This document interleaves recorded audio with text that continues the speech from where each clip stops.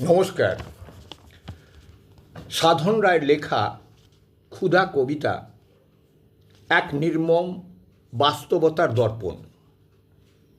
এটি কেবল একটি কবিতা নয়, এটি একটি আত্মজিজ্ঞাসা, এক সামাজিক আর্তনাদ।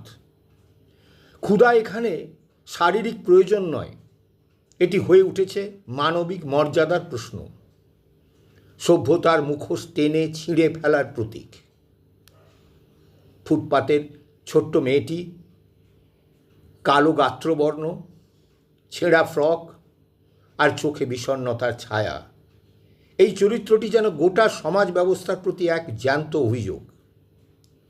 ক্ষুধার জন্য তার লড়াই রাস্তার কুকুরের সঙ্গে, অথচ কবি বলেন কুকুরগুলো জানে এ আমাদেরই লোক, চেহারায় শুধু তফাৎ।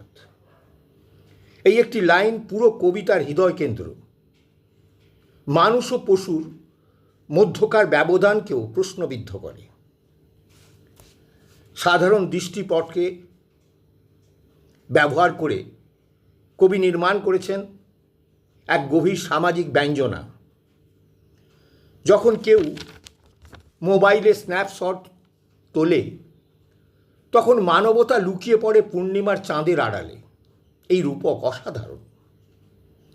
তাৎক্ষণিক মানবিক প্রতিক্রিয়া না দিয়ে মানুষ আজ দৃশ্যগ্রাহক হয়ে উঠেছে।